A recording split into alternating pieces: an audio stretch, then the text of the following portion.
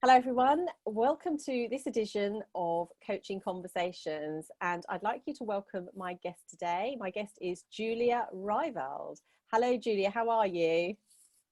Hi Amantha, I'm really good, thank you. Thanks for having me, exciting. You're very welcome, and we've been keen to get you on, and we've been having these conversations about recording today for a little while now. So let me introduce Julia. Julia is a health and success coach, and she has her own business which is Stepuphealth.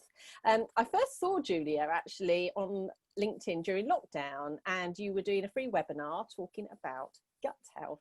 And I'm always on the look for things to collect, and it was a fabulous webinar that I attended and lots of interest. Julia is a national and international speaker. She speaks about health and well-being and empowerment, actually. So that's going to be really interesting as that comes out through our conversation today. She's a passionate mother. She's a very active person. You're always out and about. And so really you specialise in gut health and nutrition. So welcome, Julia. Are you up for having a coaching conversation and learning a little bit more about you? Absolutely. Okay, that's brilliant. So tell us, gut health, empowerment, how did you get into this? Where did your journey start? On my journey, I suppose my dad was a GP, and I grew up in a small village in Germany, and so the exposure to the body has been from very early days, and with lots of things flying around. And I took a fascination to the body, really, and so for my own self, I've always studied about it, read about it, etc. My career then actually went down BA in economics, very different path. I used to implement global networks and data centers and had a corporate career. But I can say, thankfully, life took me down the path that I could combine my true passion and, what I love doing and mentoring people with my business, basically. So here we are. And why gut health, really? It is now it has a lot to do with my history as well. I mean, my parents, my dad, I said he was GP, but he fell to diabetes and cancer. My grandparents with diabetes, with heart disease. My grandma with bowel cancer. My mother with bowel cancer. And I used to suffer from severe constipation. I used to pass out in school regularly. Many times, had colic cramps and all that, and until 2015 I probably tried every remedy available on the planet, pharmaceutical or not, trying to live with it, but not going to the toilet. Sorry to be detailed here, but for 3 or 5 days was completely normal for me, and it is completely not normal. And so now I understand why all that was and where all that came from, and that's just fascinating. And for me it's really, I've forgotten my horse, actually. Even had to put him down because he had an inflammation of the small intestine and other unknown gut problems. He couldn't absorb anything and wasted away, in the best height of his years and his career, really. So really personal stories that really fire up my belly to say it doesn't need to be that way. When illness comes, the dignity is taken off people, and it doesn't need to be that way. We all have to go in the box, but the question is how. And if we can do a lot, if we know what we can do to make that, that sort of end game as nice as possible, then why not? Yeah, exactly. And I think that's the thing. I had a call with someone this morning talking about menopause and just how many cycles are interlinked. There's nothing that happens in isolation inside of ourselves. Something will affect another cycle, and that will go on and affect another cycle. And so we know, particularly in things like mental health, don't we, that there's neurotransmitters like GABA which are in your gut, and how those will affect your mood and your mental wellness and well-being. So it's so fascinating, isn't it? So definitely I can hear that there's a historical connection, there's a familial connection, and that sparks your interest, which is so often the way, isn't it? And then that drives that passion. So which of your values do you think, because this is a big area for me in my conversations with coaching clients, which values do you think support your business and your drive to help people understand their gut health and how that affects their success and what they can do in life? Which values would you say are important to you? Well, first of all, very, very big one is success. And that might come, some people think, oh, well, that's just business, that's just sterile, that's just, success is quite a harsh word, I think, for some people, when you actually come from the heart, from a warm, side. But for me, success means that you can get up out of bed and do what you want to do. So it's not just running a big business and getting a lot of money in. Success is really being able to, and being, empowering yourself, basically having a body that empowers you there, the empowerment coming in. But if your body doesn't enable and empower you, then what's everything else worth in the world. So that's how I define success, and why I say, as a success coach, it's not just about that side. Without health, you just can't sustain success. Those people who are in business, who are very successful, know that, the business will run away with you all of a sudden, or from you, if you don't have the focus, if you don't have the clarity, if you don't have the fitness. You need physical fitness for that as well. And that's for everything. Or we've got financial advisors. Everybody talks about saving all this money, but what do you want to spend your money on? Do you want to spend it on private healthcare then, because the NHS takes too long to get you actually out of your pain? Or do you want to spend it on building your dream and going on holiday and spend it on your family, or, nice things? And that, for me, and that comes again from health. So that is where the success is very important for me. But the other thing is, it's service. So value for me is giving that service. And I said, empowering others. I've always mentored people, and looking back to primary school, really, I always had little mentoring groups, and I love to watch people prosper. And I always have this little analogy where, say, you walk along and you find this little white thing on the floor, and you identify, oh, it's an egg. It's an egg of a caterpillar.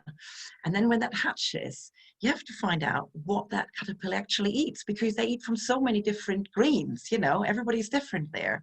And then you feed it right, and you see it grow, and it's nice, and all of a sudden it goes away and cocoons. And then you stand there and wait, and out comes at some point a beautiful butterfly that can color the world. So that's sort of how I see mentoring or coaching, and what I mean by empowering. It's just making a difference, not just for one person, but that has a knock-on effect for others. So if the world is more colorful, then we all benefit from it, isn't it? It's not just about the individual. And I suppose this is another one. It's respect and value. Respect is for me the utmost, because if we don't respect ourselves, if we don't respect our next, if we don't respect nature, if we don't respect opinions, it's very difficult these days to survive and to live without being completely stressed all the time. Don't get me started on stress, because that to me is a killer, by far. So now we've got the worst terrorists in the world, in my eyes. But it is really, so it's this respect, it's this love, and it's this value, really valuing things, and starting, with small. Yeah, that's so important as well, isn't it? Because I think that the danger is, I think the word success possibly has connotations of being selfish and going out. And yet really what we're saying is that it's important to look after you. I mean, we hear that phrase, don't we? You need to put your own oxygen mask on first before somebody else's. And it can get lost. There's no doubt about it. I coach successful people and coach to achieve success, but in a way that is respectful of your values, that keeps you tuned into you. So I think that's so important. And again, coming back to those systems, you're going to be even more successful if you're looking after your health and your longevity, and you care about those people around you. So again, those things are all interlinked, very much so. So that's brilliant. So when you think about value. Sorry, no, there's also, I mean, it's the same thing you say with money. Money has this bit of negativity to it, but the more money I have, the more money I can give. It depends on what you do with it. And again, that's why I say, success is a word, but, I invite anyone who can give me a better word. But I think, in terms of health is pointing people just down one direction, but it's just so much more than just health. Yeah, I mean, I like to think all of these things, whenever people say to me, what exactly does coaching do? And I sort of box it off by saying it just gives you more choice about what you want. And if you're an away from person, it's choice about what you don't want. that can be equally as helpful. And so these are choices, aren't they, that, you know, oh, absolutely, you know, and that's helpful. I think all of that's helpful. So when you think about your own success and driving forces in your life, what have been the key driving forces in your life, would you say? Well, one thing is independence. I've always been, so from little, I've always, and in my, I'm inspired by different people, by different opinions, by different countries. But, you know, I really want to see the world. And I've always loved this. And I said, I grew up in a small village, and that was okay at the time. And I really value that time now as well, because, you know, I could run everywhere and go to anyone, and everything was safe, and I had good food. But then there's so much more in the world. And I think there was a moment as well when it was about going to university. And actually, when I hit university, I realized that some of those people knew like a lot more, had seen different things. But I thought that's normal to them, but, you know, not where I lived. Yeah. And anyway, so I always wanted to go out. And my mother always said, she said, well, nobody can put you on the lead. And no, you can't. But the other thing these days is my children. I always wanted to have children. I think this is, especially as a woman, without being stereotypical here, but, you know, as a woman, when you're pregnant, you're pregnant. You can't run away from it, really, in theory. I know there are methods, but, you know, in theory, that's what there is. And so I always wanted to be in a position where I say, well, whatever happens, however it happens, I want to be able to bring up these children, and they're my world. And so what I do is I want to share things that make the world beautiful for them as well to enjoy, because things have changed so much. And, you know, technology is amazing, gives us huge opportunity, but it has a downside as well. And, you know, really going back to some of those old values. I mean, I'm sure you know that as well, when you said to your parents, oh, that's when you were young. You know, we heard our parents say, oh, when I was little, this is how we did it. And we didn't like it. No. Doesn't it repeat all, you know, but it's no, my kids are my absolute driver. And I think, and that's lovely, because I think this situation of, you know, since COVID-19, I think the whole lockdown since March, you know, 8 months is a long time to have to adjust things, isn't it? My daughter's going to be 15, and I'm a child of the 70s. You know, boredom was our staple. You know, you had to create novel ways of doing things. And I think what's been lovely is she's had a glimpse into our world, and actually quite likes it. Which I find hugely fascinating in the mental health landscape that I also oscillate in, that actually boredom is something that is helpful. Creativity comes out of boredom, you know, insight comes out of boredom. And I think it's no bad thing in measured doses. I think it's a good thing. And like you, I'm very passionate about being a mum, being a parent. It's my number one job. Everything else I do comes second to that. It's not always easy to juggle it all, but I think there's a lot to be said, like you said, Julia, about, you know, being outdoors, being really immersed in what you're doing, because that's about passion, isn't it? We can be successful parents, we can be successful individuals. Again, it's all comes down to choice. So that's really, I like the sound of that a lot. That's brilliant. And independence is really a key thing too, isn't it? And I think sometimes our young people are fearful of being independent, and what might that mean for them. So yeah, can I just correct you on one little word? Not correct you, that's wrong, but maybe make a suggestion. Yeah. Instead of using the swear word lockdown, it's a swear word. Not for some people. I think if you haven't left the house since March, like I haven't, it is lockdown. No, I know, but what I'm saying is, you know, but we could call it home retreat, or we could call it an opportunity window. And that is because, for that reason, what I'm saying, you know, sometimes it's just the wording. And that's another thing, you just mentioned it, being creative in a moment of boredom, when you're sort of stuck, and then you have to come out. And how many people personally in regard to business, there's a lot that's gone down. I'm not dismissing or ignoring that by far. And it is really, really sad. And, you know, if you ask me about lockdown, whether that's right or wrong, that's a completely different discussion. You said that swear word. Yeah, well, because that is wrong, you know. But in terms of the home retreat, if we make it a home retreat, we have that choice, and that comes back to valuing things, and also that comes back to, I think, things that you and I can give, and all the people, you know, you've interviewed, is giving those choices that people maybe didn't even know they had.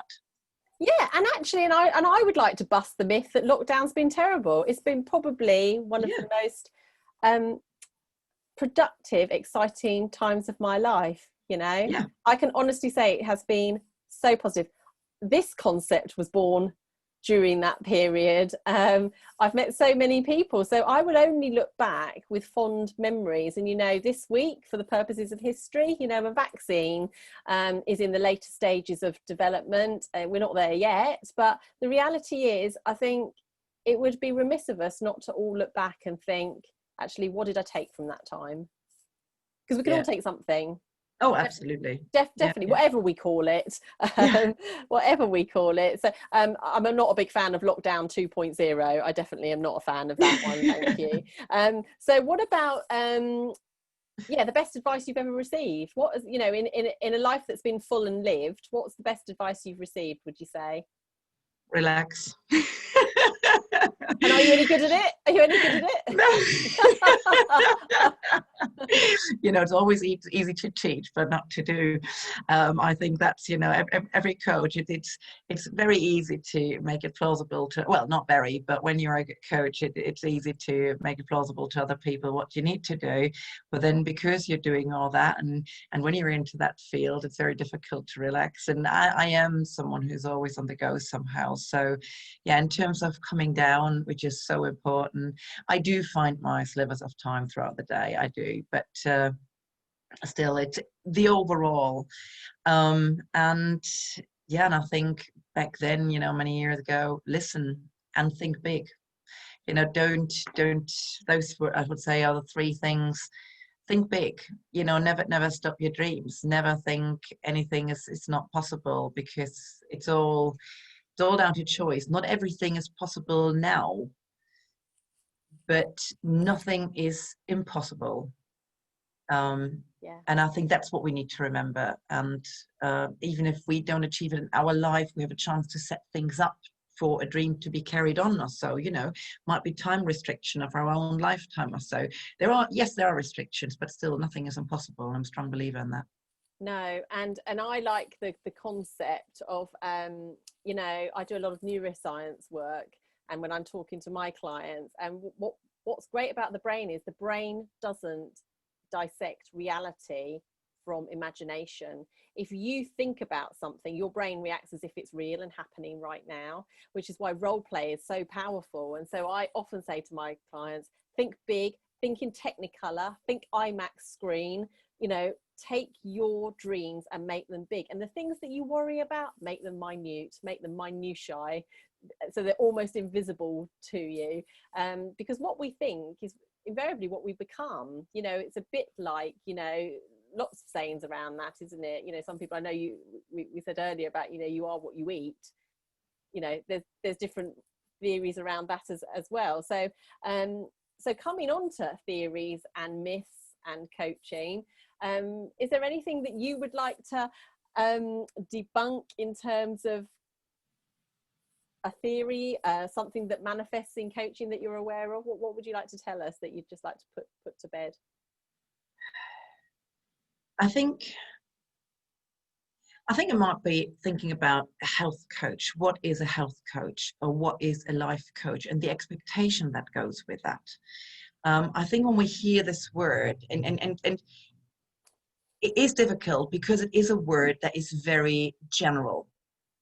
I think what we have to understand is that every health coach has their own speciality. There are some who have, you know, more expertise in various fields, but at the end of the day, it is something you want to find someone who is an expert in their field, and then you can't expect that they can completely turn your health upside down, because to me, health is a combination of mind, body, spirit. Now, someone who focuses on the mind you know, will not look so much at your nutrition, at your bodily, at your athletic side of things, etc. They will say it's important because the mind needs to relax and you can meditate whilst you're jogging or whatever, let's say, you know. But so because they're all interlinked, but as much as they're interdependent, they're also independent. And I think this is where it's so important to understand, if anyone looks for a health coach, that they can't expect to become a completely newborn person on all levels. And to be honest, I personally wouldn't want to go to a health coach who's offering all that, because there are people out there who get qualification after qualification after certificate. They sit there and study, and there's a wall full of nice pictures. Brilliant.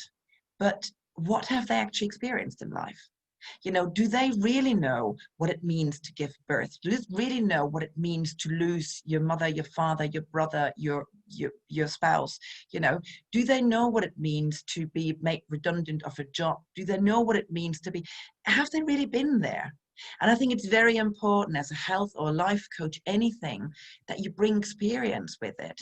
And I mean, look at so many people who help, for instance, drug addicts or alcoholics, you know, ex-alcoholics. Usually those people were the worst drug addicts. They were near death themselves and came out of it.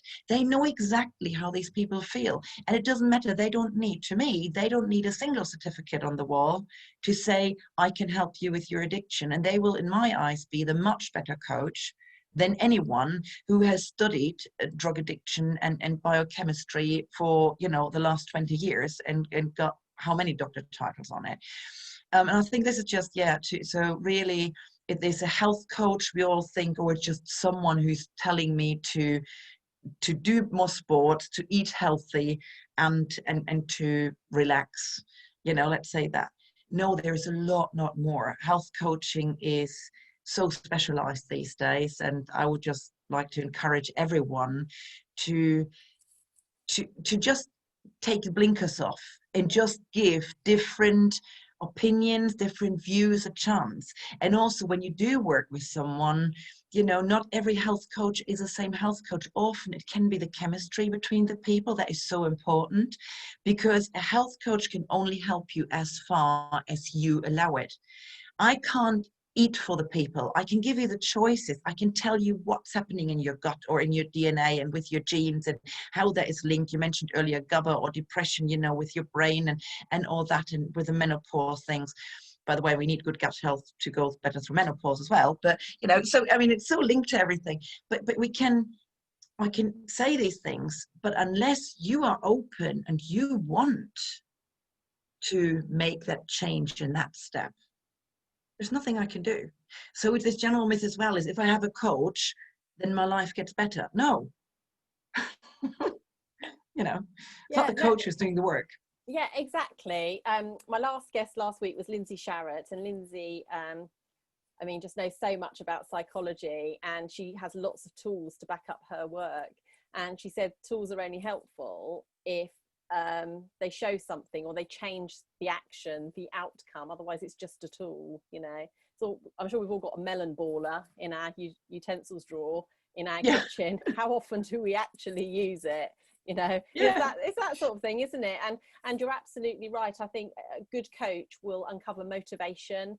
A good coach will uncover the rationale. Maybe the melon baller wasn't the best example, but no, I'm just laughing because I actually have one of those, but I do use it but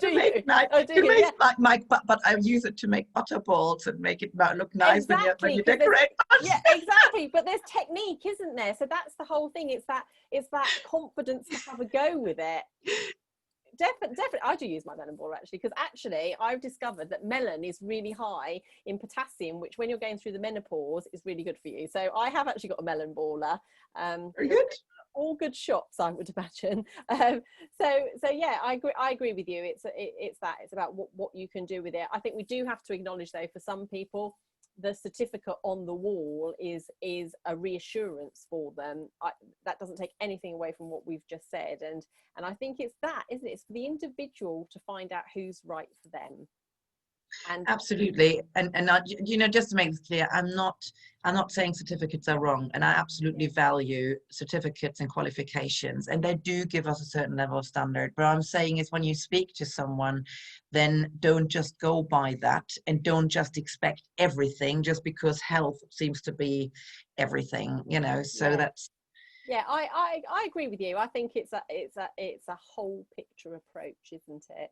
And I think that's where recommendations are really useful. And I know you have lots of recommendations and endorsements for the work you do, Julia. So that's another thing to add on to that. So what's your favourite meal of the day? Breakfast, lunch or dinner? ooh. Honestly, I don't put it down to the time of the day. I put it down to the people I'm with. Great. So that leads me into my next question then. So Oh. I asked one of my other guests this question, and I know he was Mac McDonald actually, and I know Mac isn't a big fan of eating, so we just placed it in a coffee shop, and he got terribly excited about the fact he would have coffee with 3 of his favourite people. So that's great. That's no problem at all. So tell me, if you could have, let's say, dinner with 3 people, either dead or alive, personal to you, famous, whatever, who would you have and why? I know, luckily, I'm sort of prepared for this question because you get this asked a few times in life. I think one is Peter Ustinov. I don't know whether he's so, you know, he's fairly well known, but he's obviously not with it anymore. Brilliant comedian, highly intelligent man. Just funny on a very, yeah, on a level that just meets me. The entire person as rebellious as, you know, he was as normal as he was rebellious, and yeah, it just sometimes just finding out, because the thing is, you see these people on stage, you see them on screen, you see them, you know, everywhere, but what's really behind them? And I think when it was his time, again, these days with the internet, with all that, you know, and with paparazzis here and there, everybody tries to go into the personal lives of people. I think back then, personal life, there was actually private life to many sort of VIPs still, and it would just personally interest me. Are these people really the people? And I think with Peter Ustinov, he is, because he was a bit of a type of what you see is what you get, and that's what I like. So he's one. I think another one is Dalai Lama. Yeah. Um, I've looked a lot into different religions, different beliefs and stuff. Won't bore you with a story now, why, etc. And I must admit, again, it isn't for me. I don't like to just say, well, that is the perfect thing, or that is top of it. It's more the acceptance of values. And I think this is really, it's not saying I'm doctrinating my opinion onto you and you have to go into this house to you know, do certain things, or you have to speak to that person to receive certain things.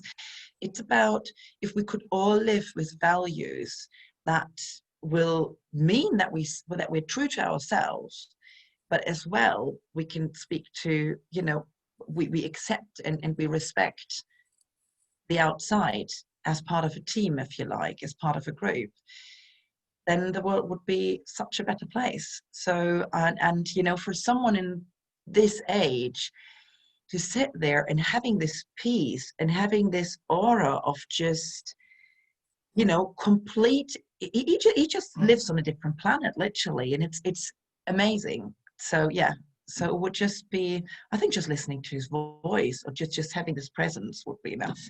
Yeah, and I have heard that actually, although I have really smiled as well, because he loves his technology, doesn't he? So his mobile phone is never far away. I think that's so cool. You know, you're not that zen that you can't quickly check Facebook, you know, or whatever it is he's checking out. But I have heard people describe his aura and his energy, and yeah, I love that idea. My mum is a Buddhist, so I've grown up with that on one side. My dad is Roman Catholic, you know, and those elements have sort of subsided and collided, if you like, for me growing up. So it's that wonderful blend of I suppose the same things, they're just wrapped differently, aren't they? You know, it's that whole tolerance, that whole kindness, the compassion element. And I think, yeah, we need more of that, really. I do think we need more of that. And so have we had 3 from you? We've got one more No, left, we had haven't 2. we?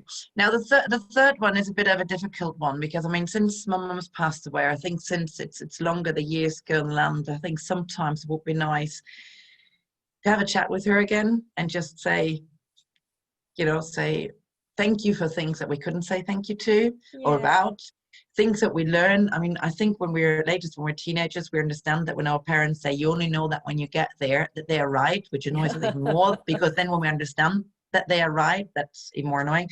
But now other things even, so that would be a person. But in the past, and then since I've moved to the UK, or no more, for similar reason, like Peter Ustinov, it would be Peter Kay. What I admire about him, I mean, he's there, he's true to himself, he's true to where he's coming from, he's just this cheering person. But with every clown, I think this is in a way what I've always admired about like Popov, for instance, the clown. That was one of my big childhood idols. Okay. Because a clown, always think, they have this smiley face there, but who is behind? I'm more interested, to be honest, I couldn't care less about the facade. I really don't. And sometimes when you ask me about celebrities, I'm terrible. And it's not that I don't care about people, it's about, I don't care about what people think about them and what makes them, sort of to that sort of facade. I love to speak to them and find out who they are, what they really think, why they are where they are. And so that brings the last week, it's a queen. I'm just to see what is really going on in that woman. There are many things I agree with, many things I disagree with. Again, I'm not pro or contra or whatever, but it's just a fascinating personality, I think, in all the facets. And it's just seeing, to say, well, if you could, just tell me you really are. Just be you, just for a sec. Yeah, and it's so powerful, isn't it? And it's that identity piece again, it's that confidence to know who you are and to bring that person to every situation, isn't it? But like you say, I think that's what coaching does. That's the gift of coaching, in that it will peel back the layers for people. People can understand themselves in ways that they'd maybe never considered before. But they can do that in a very safe way, because safety is really important too. But yeah, I love you as well. You've had 5 there. We'll have to get some more dinner plates around the table. Get a takeout. That would be funny, wouldn't it? Oh yeah. All those guests get a takeout. I wonder what they'd like. That would be really So when we think about the world and we think about how our world appears to be spiritually getting smaller, and we're all more connected or less connected for some people, sadly, what do you think the world needs more of, and why? I definitely think the world needs more of self-responsibility. We need to take ownership. Well, ownership is probably the word, ownership of our own actions. We've started, and we've become a society that we rely on insurances, rely on our boss, so if anything goes wrong, we never blame ourselves. It's always the others. And I think this is what has really screwed up lots of our society systems, that there's always, if my children are not educated right, then that's the fault of the school. If someone lost a job, then it's not the person's fault. If someone ran into someone else's car, well, the insurance is going to pay for it. It has nothing to do with me. We need to, and that's the same and very important for our own health. That's what I said earlier. It's, I can't help anyone who's not willing to pick up themselves and say, I want my health. We need to want to do things, and we need to become responsible and be responsible for what we do. And I think, and that's the other thing with certificates, we take your certificates and insurances and all that. Well, as long as I have my insurance, if something happens, they will pay out. And I'm throwing everything away. Well, that may take a little bit of stress away, but it doesn't take away the fact that you're completely ignorant to what you're actually doing. We need to be aware of the impact of our action, of what we say, of what we do, of how we behave, of what we use, of how we eat, of how we live. I think, how we treat nature. So all that, which is the second thing, is I think in terms of respect, I mentioned that earlier, again, that comes back to really this respect for nature as well. I think taking responsibility means also being respectful to others and to other things. And the other thing is really, I want more of having less artificial stuff. Okay, more of less than okay. So, let's get back to things that are normal. Let's get back to a good walk. Let's get back to meeting up, and I'm not talking about the current situation. I mean, in general, I'm talking about our children who, you and I probably we had to run around. We didn't have a mobile phone to say, oh, I'm 10 minutes late, I'll meet you later on there.